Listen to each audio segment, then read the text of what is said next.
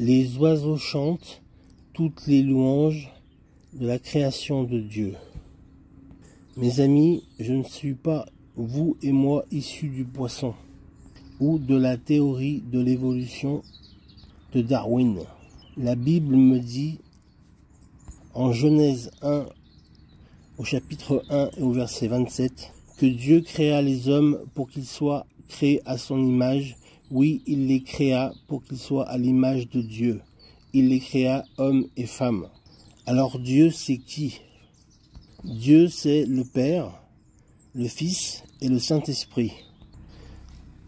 Plus tôt, au chapitre 26, Dieu dit « Faisons », il emploie le terme « faisons les hommes pour qu'ils soient à notre image ». C'est qui faisons? C'est qui faisons, mes amis? Faisons, c'est Dieu le Père, Dieu le Fils et Dieu l'Esprit Saint. Les trois existaient déjà à la création, au commencement de toutes choses. Car Dieu parle à son Fils Jésus et à l'Esprit Saint. Car les trois font l'unité de la Trinité, Père, Fils et Saint-Esprit. Dieu le Père a posé la question à Jésus et à l'Esprit. Ils ont dit, ce serait bien qu'on fasse l'homme et la femme, qu'on crée l'homme, avec un grand H. Car il a d'abord créé tout le reste, et le sixième jour, le dernier jour avant de se reposer le septième jour, il a créé l'homme à son image, à l'image de Dieu. Pourquoi les a-t-il créés? Pour qu'ils leur ressemblent. Amen. Pour qu'ils ressemblent à Dieu, le Père, le Fils et le Saint-Esprit. Pour qu'ils ressemblent à la Trinité. Et même plus loin, on peut lire au verset 28, Dieu les bénit en disant, non seulement il a décidé de les créer avec Jésus et l'Esprit Saint, mais Dieu le Père les bénit en disant, soyez féconds, multipliez-vous, remplissez la terre, rendez en maître, donc soyez maîtres de la terre et de la création, et dominez les poissons des mers, les oiseaux du ciel et tous les reptiles et les insectes. L'homme domine sur la création, sur ce que Dieu a créé pour être au service de l'homme. En effet, tout ce qui a été créé pour l'homme, l'homme avec un grand H, l'homme et la femme. Tout ce que Dieu a été créé pour le besoin et mis à disposition par Dieu pour l'homme. Amen. Vous rendez-vous compte? Toute la nature, la faune et la flore, tous les animaux, les bestiaux de la mer, de la terre, ont été créés par Dieu pour être mis à la disposition de l'homme. Amen. C'est confirmé au chapitre 29. Dieu dit, « Voici, je vous donne pour vous en nourrir toute plante portant semence partout sur la terre et tous les arbres fruitiers portant leurs semences. » Dieu a créé la terre et les cieux, la mer et tout ce qui s'y trouve pour nourrir l'homme, certes, pour que l'homme cultive la terre et en récolte la moisson, la récolte, qu'il puisse vivre et nourrir sa famille en cultivant la terre et en récoltant le fruit et la récolte. Amen. Non seulement il a donné les récoltes de la terre et de la mer, on pense à la pêche par exemple ou d'autres activités maritimes, mais Dieu a donné à l'homme tout animal vivant sur la terre. Les oiseaux du ciel, tous les êtres vivants sont à la disposition de l'homme grâce à Dieu. Les oiseaux du ciel, tout animal vivant sur la terre, tous les reptiles, toutes les plantes, pour qu'ils s'en nourrissent, et ce fut ainsi. Dieu l'a décidé ainsi. Alors, au verset 31, Dieu considéra tout ce qu'il avait créé et trouva que cela était très bon. Ce qu'il avait fait, c'était bien. En 6 jours, il a fait. Un jour est comme 1000 ans pour Dieu et 1000 ans sont comme un jour. Puis, il y a eu la fin du 6e jour. Quand l'homme a été créé, c'était le 6e jour. Il y a eu un soir, puis un matin. Ce fut la fin du 6e jour. Et donc, après s'être concerté avec Jésus, son Fils, et l'Esprit Saint, le Consolateur, Dieu dit, donc il a dit au chapitre 26, donc juste avant, le passage que je viens de lire, faisons. C'est-à-dire faisons, c'est faire, c'est faisons ensemble. C'est Dieu le Fils, Dieu le Père, Dieu l'Esprit Saint, qui ont fait ensemble les prières. Ils se sont concertés, ils ont dit, la création n'est pas complète, il manque quelque chose à la création. il manque l'homme. Amen. Donc Dieu a créé l'homme à son image. Il l'a créé à l'image de Dieu, pour qu'il domine sur les poissons de la mer, et aussi il domine sur les oiseaux du ciel, et sur les bestiaux de la terre, sur les reptiles et les insectes. Puis, il y a une pause. Dieu fit une pause à la fin du 6e jour.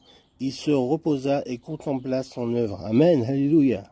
Le 7e jour, ce qui est le Shabbat, ou le dimanche, le jour du Seigneur pour nous, dimanche, Dieu s'est reposé et a contemplé toute sa création.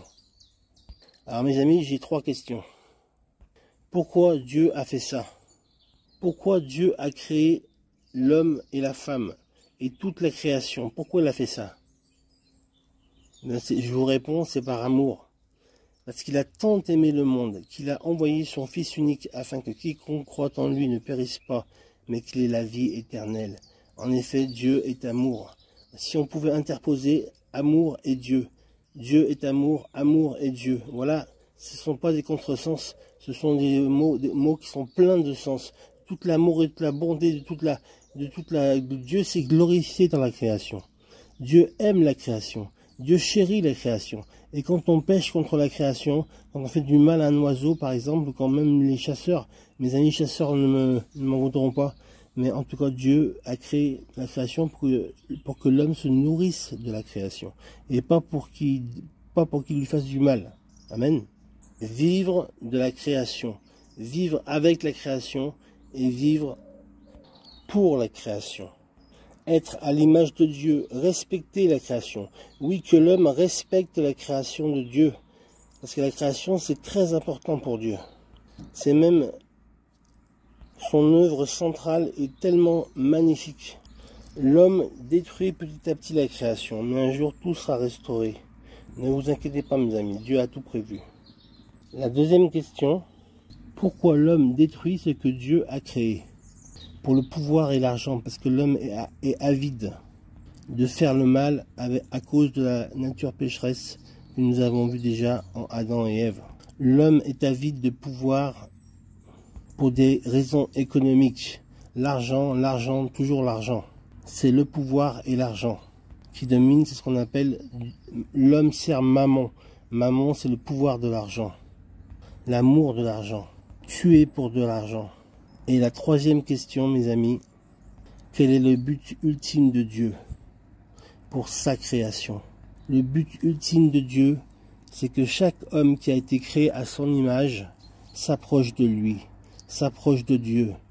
Que Dieu, qu'il a choisi dès la fondation du monde, cette personne puisse ressentir l'amour de Dieu dans son cœur.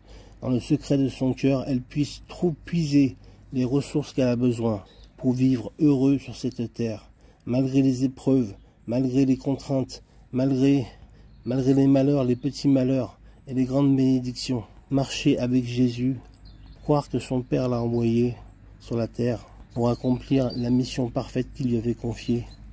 Lui qui n'a jamais péché, pas un seul péché, Jésus a commis. Puis, ce qu'il avait promis, il a envoyé l'Esprit Saint, le Consolateur, à tous les disciples dans la chambre haute. Et ils ont commencé à parler dans d'autres langues. Les gens pensaient qu'ils étaient ivres. Quand l'Esprit de Dieu habite en moi, je chante, je loue, comme David. Amen. Quand l'Esprit de Dieu habite en moi, je chante, je loue comme David. C'est ce que Dieu attend de nous. Que nous le louions d'un cœur sincère, dans le secret de notre cœur, pour que nous puissions lui rendre toute la gloire qui lui est due. Amen. Parce que tout vient de Dieu. Tout vient de ce qu'on entend, et ce qu'on entend vient de la parole de Dieu. C'est pour cela qu'il est si important de lire la parole de Dieu, mes amis, tous les jours. La Bible est un best-seller, le livre le plus vendu dans le monde entier depuis qu'il a été écrit au début du 1er siècle, après notre ère. La parole de Dieu est insondable. On peut la comprendre petit à petit dans son intégralité, en étant aidé par l'Esprit Saint pour nous révéler les mots, les phrases, le sens de tous les textes de la Bible. Lisez la Bible, mes amis. Je peux vous offrir une Bible en message privé si vous m'en faites la demande. Toutes choses passeront ici-bas, mes amis. La terre passera, tout passera, mais l'amour de Dieu, lui, ne passera jamais. Dieu vous bénisse.